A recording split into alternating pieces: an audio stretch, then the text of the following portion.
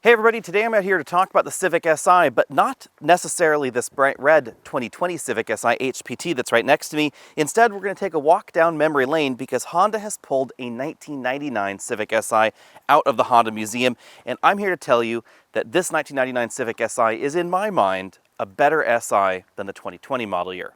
I know that might sound ridiculous, especially coming from me, because if you know me personally, you know that my favorite phrase when it comes to new cars versus old cars is newer is always better. But there are some exceptions. The 1999 Civic Si was more than the regular Civic. A regular Civic in 1999 generally had 106 horsepower. Some models very rarely had 127, but the Civic Si had 160, about 60% more power than a base Civic. And this had an absolutely screaming engine with an 8,200 RPM redline. It was just a very different kind of vehicle than the modern Civic Si. As you can see, this particular 1999 model is a coupe. That was the only body style available in the United States in 1999. And then over here, the new 2020 Honda Civic is a four-door sedan. This obviously has more power. It has more of everything. More power, more torque, more gears, more doors, a bigger trunk. It has an adaptive suspension system under the hood. It has a much more modern infotainment system. It has big flashy LCDs inside, summer tires on it, a limited slip differential. In every conceivable way, theoretically, this Civic Si is better than the old model. The 99 Civic Si is a different vehicle for a different era, obviously. Under this hood, we have a 1.6-liter four-cylinder naturally aspirated engine with an absolutely screaming 8,200 RPM redline. Max power is 160 horsepower at 7,600 RPM, and 111 pound-feet of torque, not a lot of torque, comes on the boil at 7,000 RPM. This is one of the original Honda VTEC engines. VTEC is sometimes misunderstood. It's a variable cam profile system. So this engine has essentially two different cam profiles, a low-speed cam profile and a high-speed cam profile. This is more than variable valve timing like we find on a lot of modern engines. This has the ability to not only change the valve timing essentially, but also the way the valves lift. That gives you better high-speed performance and better low-speed performance and allows this engine to rev all the way up to 8,200 RPM. Some of the things that you find under this hood are just definitely a sign of the times. We have relatively small engine radiator. We have a tiny little air conditioning radiator right next to it. Everything in here feels miniaturized, and definitely everything is quote-unquote better in the new Civic Si. Under the hood of the new Civic, clearly everything is thoroughly modern. This is a 1.5-liter four-cylinder engine. It produces 205 horsepower thanks to a turbocharger and 192 pound-feet of torque, nearly double the torque that we find in the old Civic Si. But the nature of this engine is very, very different. This is a turbocharged engine. It produces its horsepower at 1,900 RPM lower than the 99 Civic Si, and torque at 5,100 RPM lower than the original one. The red line on this engine is also not as high. It's nearly 2,000 RPM below the 1999 Si. All that together means that this engine just feels very, very different. But in my mind, part of the problem is also that this engine feels a little bit less special than the 99 Si's engine did.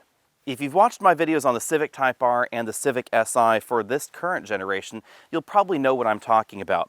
In this generation, we get 16% more power and about 16% more torque or so than the regular turbocharged versions of the Civic. And the vast majority of Civics going off the dealer lots seem to have the 1.5-liter turbo, at least in my area of the country. Even if you were to compare this with the base model of Civic, it has 29% more power than that Civic. But things over here are different in the 1999 Blue Si. This has 60% more power than the base model Civic and a whole heap more power than the average version of Civic at that time. It's just a very different kind of vehicle. So in this vehicle, if the regular Civic was a 5, this is definitely a 10. But for 2020, if the regular Civic is a 5, this is a bit more of a 6. And then the Civic Type R is that 10 model. The Civic Si is not really, in my mind, positioned halfway between the average turbocharged Civic and something like that very top-end Civic Type R. Now don't get me wrong, the Civic Si is still an absolute hoot and a half to drive. This model has summer tires on it. We have a limited slip differential up front that really helps you apply the power. We get unique wheels, much bigger wheels and bigger tires than we find in the old Civic Si. Everything about this model is the ultimate Civic, excluding that Type R, of course. I'm just talking about the relative difference that you get between something like a Civic with the regular 1.5-liter turbo and what you could do aftermarket versus the one that comes from the factory.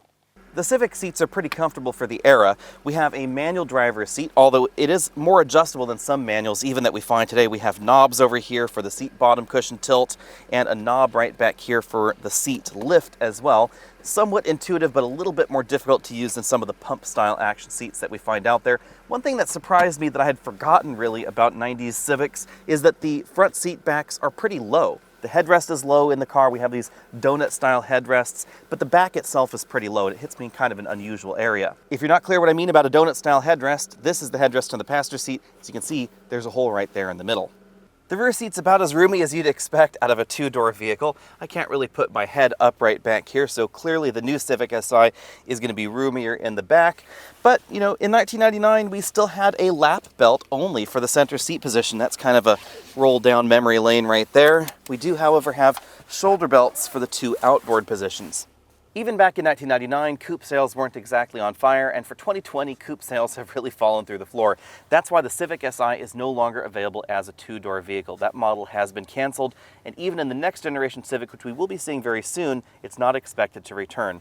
The upside to that is rear seat practicality. I have enough headroom back here where I can sit upright in a more natural position. If I do try and put my head back there towards the headrest, I have to crane my head to one side, but I have more legroom, I have a more comfortable seat, and a little bit wider experience as well, because this generation Civic isn't just longer, it's about 8 inches longer, it's also notably wider than the previous generation Civics. Since Alex Autos is all about hard-hitting questions, now it's time to talk about the Trunk Comfort Index.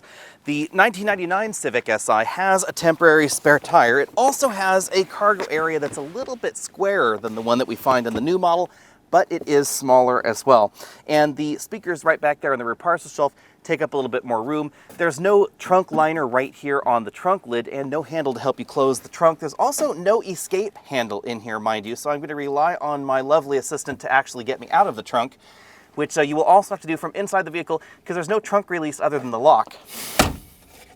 Help! One thing I'd forgotten about the Civic Si in 1999 was the seating position. I'm really sitting a little bit higher off the ground, and the roofline is a little lower than I had remembered somehow. I'm pretty sure I haven't grown that much in terms of height since 1999, maybe horizontally, but not height-wise. But the rest of the Civic Si is pretty much exactly what I remember. It has a minimalist design, the absolutely screaming 8,000 RPM red line right there in the instrument cluster. Everything is exactly where you'd expect it, and everything is pretty simple. We have a double DIN radio right there in the dashboard. This comes standard with an 80-watt 6-speaker sound system, which sounds ridiculous by modern standards. The new Civic Si has an over 400-watt 10-speaker system. Manual climate control right over here, but very simple and very easy to use controls. There's a large glove box over here on the passenger side. But as you can see, definitely everything looks very 90s. The airbag has a separate little door. It's not well integrated into the dashboard, etc. But the interior reminds me a lot of cars from this era. If you drove back in the 1990s, you'll definitely appreciate some of the eccentricities in this interior. For instance, you can't just press the airbag in order to honk the horn. You have to press the little horn buttons on either side. The cruise control controls are a combination of buttons on the steering wheel and this big cruise button on the dashboard. The dimmer switch is also right next to that, integrated into the air vent for some particular reason. And the controls for the sunroof are not up here near the sunroof where you might logically expect them to be. Instead, they're down over here to the left of the steering wheel. Obviously, the interior of the new Civic is more modern. It definitely looks like what you'd expect out of a modern car. You can honk the horn by pressing the airbag right there in the center. Although, for some reason, I find the horn a little bit more pleasing in the old Civic Si.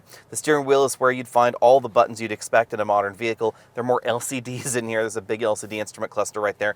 Big LCD infotainment system as well. But everything's also a little bit bulkier and definitely a little bit less focused on the driving experience, a little bit more focused on the entertainment experience. The dashboard itself is a little bit higher and reduces visibility a little bit more than that really low dashboard we found in the old Civic. The other difference you're going to notice, of course, is that we have a 6-speed manual transmission, not a 5-speed manual, and the manual transmission is definitely better in this generation of Civic. The one in the old Civic Si reminds me a little bit more of a long throw style transmission. I hate to say tractor, but compared to this transmission, that is what it reminds me of. But we have a traditional handbrake, not an electric parking brake. We don't have a sport mode in that vehicle. Sport mode is just sort of implied all the time. And then we have brake, hold, we have heated seat buttons, etc. One thing that really surprised me is that this driver's seat is actually not as adjustable as the 99 Civic Si's because I cannot adjust the tilt of the seat bottom cushion, and in the Si from 99, there was a little knob for that. One of the things I love about the Si is that this is one of the least expensive vehicles available really in the world with an adaptive suspension system. And I live down a gravel road like the one that I'm on here, and in the winter it can get pretty potholed like this section. And the adaptive suspension system really makes the SI much more livable than a lot of the competition that has just regular steel spring setups without the adaptive capability. Just in case I wasn't clear, this generation of Civic is a ton of fun. The lower starting ratio and close ratios in the 6-speed manual mean that shifting from first to second can give you some front wheel scrabble even on well-paved road surfaces. This is a ton of fun to drive. I'm just saying it's not quite that same level of special that we found before. And in theory, that's where the Civic Type R comes in, because that gives you over 300 horsepower, and that is that level of crazy in my head. But what I've always been surprised by is that the Civic Si is not in that median point between a regular turbocharged Civic and the Type R. It's closer to something like the Civic Sport. And in this generation, the Civic Sport with the turbo only happens in the hatchback version. I'm not sure if that's going to happen for 2021 or 2022. We don't know any of the details just yet about the next generation Civic, but hopefully they'll reposition the Civic Si just a little bit in the lineup.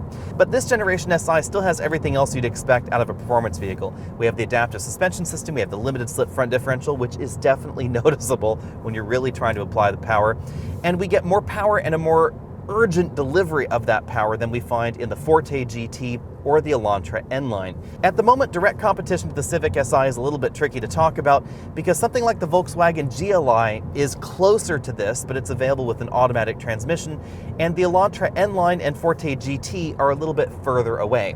They're also available with automated manual transmissions, but they have a manual transmission available. The thing with those vehicles is that they're just not going to be as quick as the Civic Si. Now that statement requires a little bit of slicing and dicing. If you're comparing manual transmission to manual transmission, the big difference is going to be how quick can you shift the manual. This transmission does have a more aggressive starting ratio than we find in the Hyundai and the Kia, and that will help the average person get 0 to 60 a little bit quicker, but the difference is probably not going to be as big as you see in some of the buff books out there. Now if you get the automated manual in the Volkswagen, in the Kia, or in the Hyundai, then most likely you're going to be going 0 to 60 faster than the average driver in this Civic Si, because those transmissions can quite simply shift faster than you or I can. On the other hand, we find things in here that we don't find in all the competition, like the limited slip front differential, which really is a great feature, and of course the adaptive suspension system, which I really like as well. Obviously, the first thing you're going to notice about these old Civic Si's is how much fun it is to rev the engine all the way up there to 8,000 RPM. This sounds like a motorcycle when you're driving this out on your favorite winding mountain road.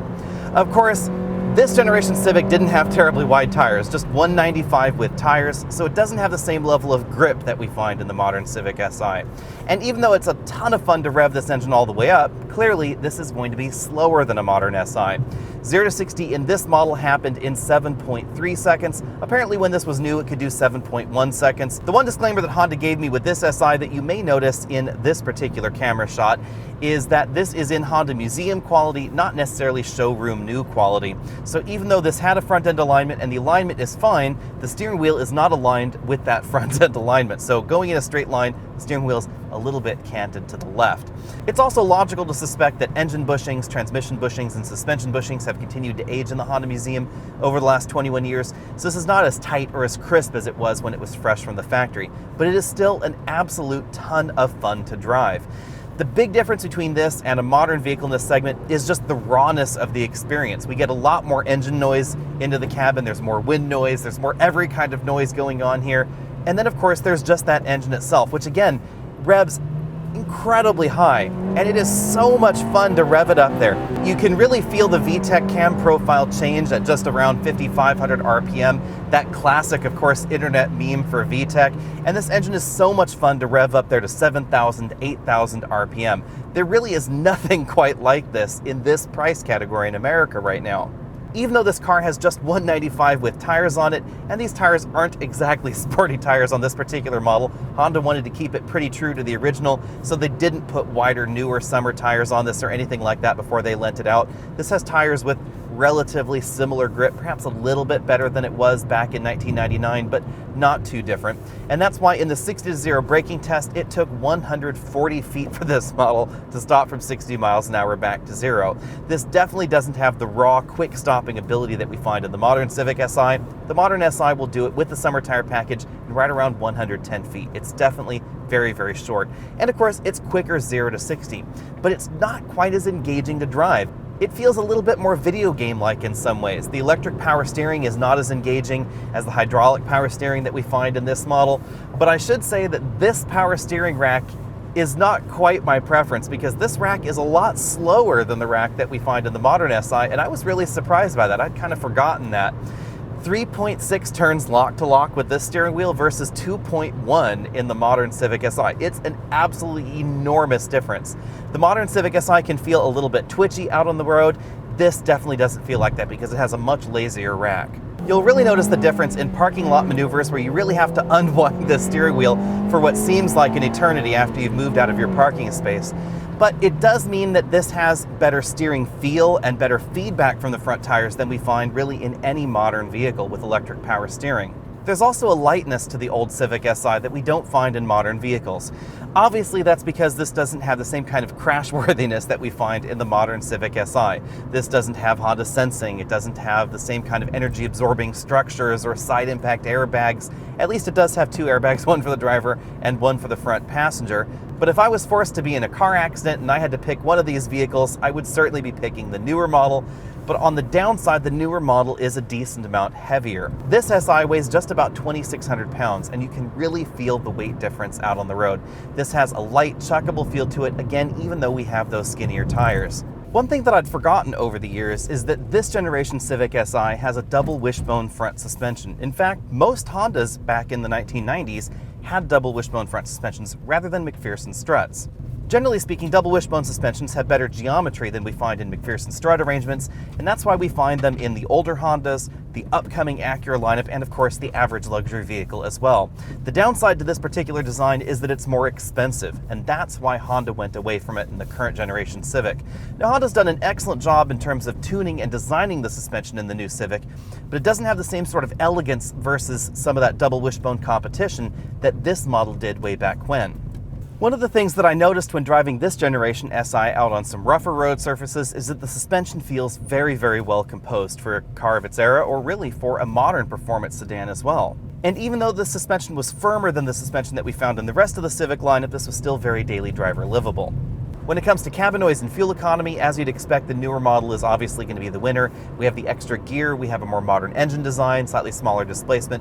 All that together gives you better fuel economy, and all the most recent advances when it comes to fuel economy are obviously going to be in the new Civic. But there's still something to be said about the rawness of the experience in this Si. The isolation that we find in the new Si means that you're a little bit less connected to what the drivetrain is doing, and again, you can't get that engine to rev as high as this engine. This is an absolute hoot to have to drive. When you're really having fun with this Civic, it sounds sort of like there's a small motorcycle under the hood, and there's just something hilarious about that.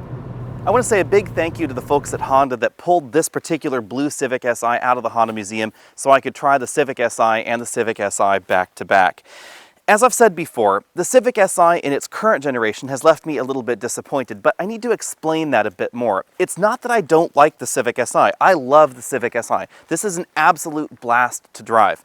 This is better, in my opinion, than the current Volkswagen GTI. I think it's more practical in its sedan format. It also is more than the new Hyundai Elantra N. It's faster, it has a different feel to it, it has a more engaging feel to it because it has only that 6-speed manual transmission, and I think Honda's manual is just better than the manual that we find in the Elantra. But better isn't always the best fit for everyone. We have no automatic transmission available under the hood, just like we didn't back in 1999, but things are different 20 years later, where more people are interested in automatic transmissions, and that's why we find dual clutch transmissions in the Volkswagen GTI and of course the Hyundai Elantra N. But the differentiation in the lineup is mainly what I'm thinking about when I say that I was a little bit disappointed with this generation Civic Si, because this Civic Si is exactly what I expected. More power, 60% more power than the regular model. If you were to give this model 60% more power than a regular Civic, the red one right next to me, you would end up at around 300 horsepower. That would be the Type R. So in many ways, the direct corollary to this, now 20 years on, is in some ways the Civic Type R rather than the Civic Si. Be sure and let me know what you think about all that down there in the comment section below. And if you had the choice to spend your hard-earned cash on a brand new Civic Si or this very lightly loved light blue model right next to me, this one has only 2,000 miles on it, and it probably is actually going to be more expensive at auction than a brand new Civic Si right here. Which would you get? And are you also a little bit disappointed that Honda hasn't turned the dial up a little further on the Civic Si? We don't know what the next generation Civic Si will bring, but if I had a choice, I would hope that the next model brought us maybe 250 horsepower. It just needs a little bit more oomph. I think the rest of the car is about where I would want it to be, except for that power level. Let me know what you think about that down there. And of course, find me over at facebook.com/AlexNautos, Instagram, all those other social places, and I'll see all of you next week.